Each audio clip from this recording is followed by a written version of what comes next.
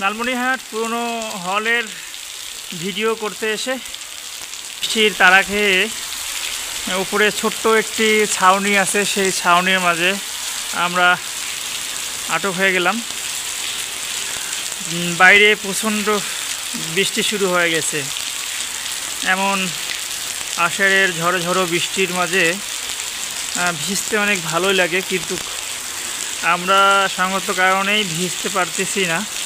কারণ এইখান থেকে বাড়ি যেতে একটু সময় লাগবে, আর এই সময়ের কারণে আমরা ভিজতে পারতেছি না। কারণ ভিজে গেলে আমাদের সাথে ফোন আছে, অন্যান্য সব জিনিস আছে, কাপড় সবনের জামা কাপড়গুলো সম্পূর্ণ ভিজে যাবে, সেজন্য ভিজতে পারতেছে না। আপনারা দেখতে পাচ্ছেন বৃষ্টি কীভাবে পড়তেছে। আমাদের এই জায়গাটাতে হয়তো বৃষ্টি পড়ে না, কিন্তু বৃষ্টির ছিটেগুলো এসে গায়ে পড়তেছে।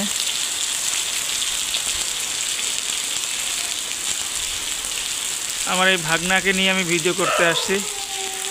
মুগ্ধ অনেকটা ভিজে গেছে। এই বৃষ্টি কম বোধ হয়। আমরা এখন বাসার দিকে ফিরে যেতে পারি।